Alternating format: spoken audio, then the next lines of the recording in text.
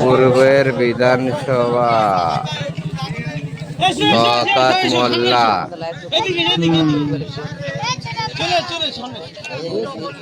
ফকির ভাই কিছু বলবে এই বিষয়ে কিছু বলবে? সকলকে এটা একটা অনেক বড় চক্রান্ত বিজেপি। এই গত 3 দিন আগে আমাদের এই বিধানসভায় 85,000 নাম ফেরত এসছে, আর ভাঙড় বিধানসভায় এসছে 82,000। সামান্য একটু ভুল, কারণ শওকত আলী মোল্লা সেখানে হয়তো শওকত মোল্লা এসছে, আবার কারো শওকত মোল্লা আছে শওকত আলী মোল্লা দিয়েছে, বলছে কেন আলীতে হবে, এই ঠিক না, এখানকার ভোটার না বাংলাদেশি লোক। আবার কারো বাপের নাম কোথায় একটা অক্ষর ভুল আছে, ধরো 2002 সালে ওরা তো ইংরেজিতে লেখে, হয়তো ক্যাপিটাল লেটার দিয়ে লিখেছে, প্রথম অক্ষরটা ক্যাপিটাল লেটার, এখন হয়তো সেটা স্মল লেটার দিয়েছে, সেই নাম ফিরে এসেছে। এরকম করে যে সমস্ত মুসলমান বিধানসভা, মুসলিম বিধানসভাগুলো আছে, মাইনরিটি বিধানসভা আছে, সেখানে 70,000, 80,000, 85,000, 1 লাখ পর্যন্ত নাম সেখানে ফেরত পাঠানো হয়েছে।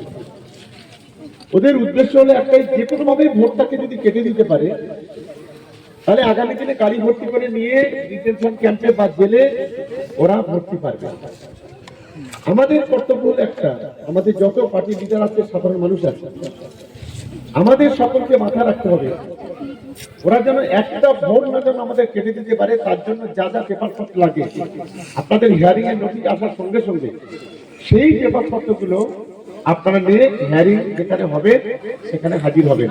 আর আমাদের সমস্ত নেতৃত্বকে আমরা বলেছি যে সবাই মিলে উন্নত ভাবে সহযোগিতা করবে। আমি তো এই চৌদ্রিকা এলাকার আমার সমস্ত মা বোনেরা, সমস্ত ভাই বোনেরা আছেন, অনেকেই মানুষ, গ্রামের মানুষ জানে না এই যে বিজেপি যে চক্রান্ত করছে এই ইলেকশন কমিশনকে দিয়ে, এর জবাব কিন্তু আগামী দিনে আমাদের দিতে হবে।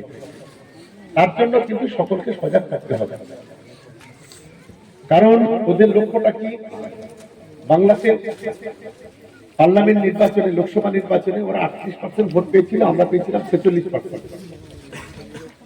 ওরা দেখছে, যদি বিজেপি দেখছে, যদি মুসলমানদের যে পার্সেন্টেজটা আছে সেখান থেকে যদি 2-4%, 5% ভোটটা কেটে নেওয়া যায়, তাদেরকে যদি ভোটগুলো বাতিল করে দেওয়া যায়, তাহলে কিন্তু সামনের দিনে ক্ষমতায় জেতা যাবে। এই লক্ষ্য নিয়ে কিন্তু কাজ করছে। সেই জায়গায় দাঁড়িয়ে আমাদের মুসলিম বলি, হিন্দু বলি, আদিবাসী বলি, খ্রিস্টান বলি, কোন সম্প্রদায়ের মানুষ একটা ভোট না যেন কাটে, সেই বিষয়টাকে কিন্তু আমাদের সকলের মাথায় রাখতে হবে। এটা হচ্ছে নাম্বার 1। নাম্বার 2 হচ্ছে, আমরা যে উন্নয়নের সংলাপ করছি কেন, 2011 সালে মমতা ব্যানার্জি ক্ষমতায় আসার পর বাংলার মানুষের যে উন্নয়নটা করেছে, একেবারে জন্ম থেকে মৃত্যু পর্যন্ত মানুষের পাশে দাঁড়িয়েছে।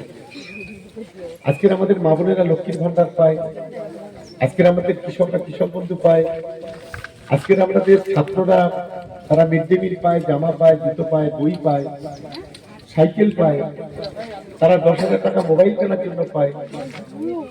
আজ আমাদের বয়স্ক মানুষগুলো বার্ধক্য ভাতা পায়, বিধবা ভাতা পায়। আজকের আমাদের মা বোনেরা মাতৃজনিত ভাতা পায়, স্বাস্থ্যসাথীর কার্ডে 5 লক্ষ টাকা চিকিৎসা পায়।